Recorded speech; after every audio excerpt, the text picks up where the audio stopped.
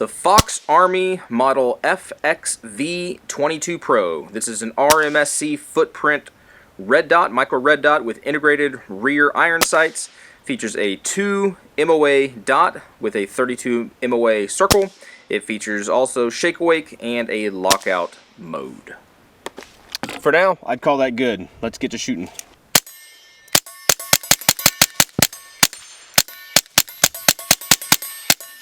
Alright guys, so I mounted this thing up on a TX22 core, right? So this is a slide that has a built-in or an OEM RMSc footprint, so it mounted directly, no plates, no adapters, no nothing, just directly mounted to the slide. Shot about 80 rounds or so. We're going to do some drop tests here in a little bit, just simple stuff. But things that an everyday shooter, not a serious hardcore use shooter, but an everyday shooter would probably encounter at some point. So enjoy. Get out of it what you can get out of it. If you got questions, please just let me know.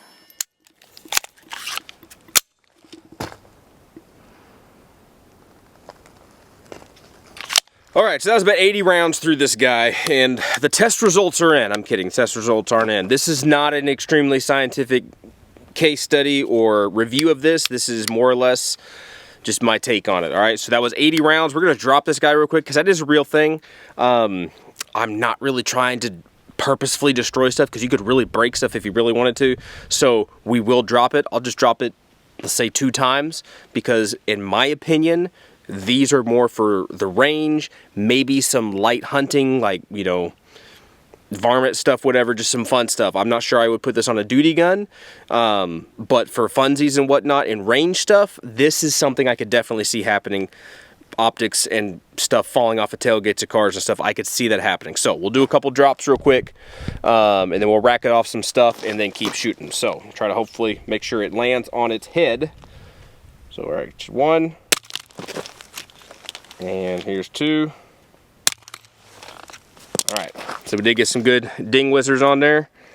Glass is still good. You can still see through it and everything. It's getting really dirty with that suppressor on there. Make sure the suppressor didn't come loose. All right, let's get back to shooting. All right, before we really get back to shooting, let's rack it off a hard object over here real quick, a couple times, see if we can just jar anything loose. What does that prove? Probably nothing.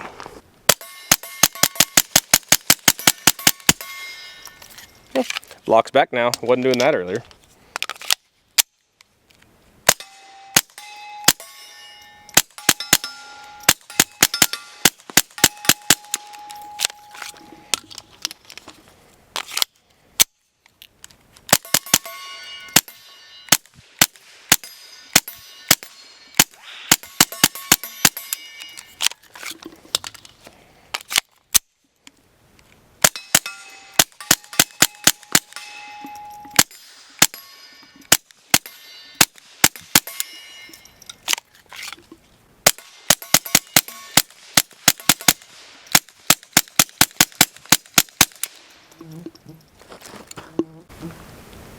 I think you can hear that. Pretty interesting, pretty interesting. All right, so we'll let this guy cool down. I don't want to cheat because I know that a hot gun with a hot barrel and everything, it is going to affect thermometics.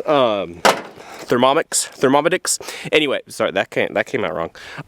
This does have a nice thick barrel, but I will say that I recognize the fact that if you zero a cold gun, get it real hot, and then shoot it again, you're gonna have a thermal shift in your zero. So I'm gonna let this guy cool down a little bit. Then we'll go back and from the same spot, we'll check our zero and see how everything works and functions. This slide back here did not works and functions. We'll see if we lost zero. Sorry, I can't think. The slide back here is not hot. The slide up here is getting warm. The barrel's hot, the suppressor's hot. So I'm just gonna leave this guy open, let it cool off, and then we'll recheck our zero. All right, so we let everything cool off. It's still warm, but it's not hot anymore. And what we're gonna go ahead and do is I am gonna clean off the glass. I'm not gonna try to cheat. We'll clear off the glass so we can actually see, give every opportunity for this thing to work properly and to function like it needs to. Hopefully we can see through there. I know looking through red dots on cameras do not work very well. The suppressor is nice and tight, not over torqued down. It's not loose. That would make a huge difference. And that would not be the optics fault. That would be a suppressor shift, and we're not going to do that. So if this guy's not on there nice and tight, we do have 10 rounds, but I think we're going to try to only do 5. Let's see. where these 5 shots land. Y'all don't want to see me. Let's see the proof in the pudding. Let's actually zoom in down there on the target.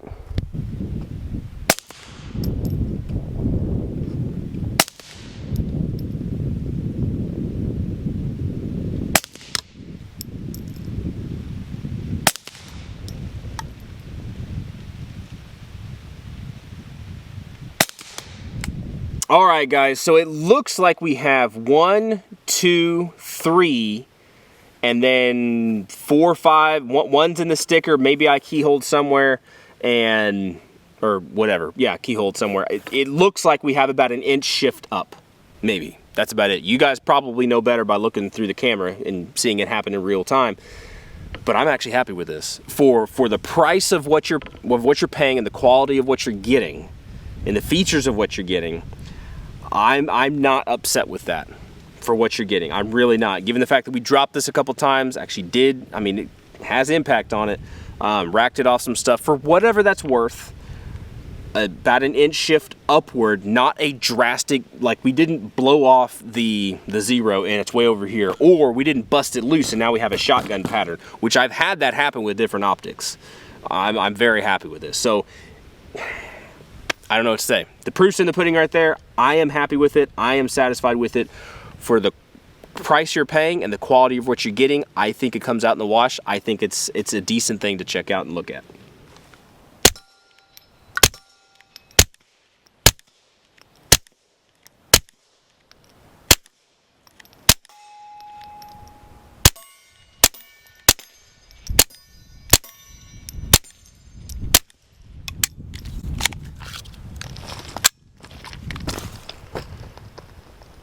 Fox Army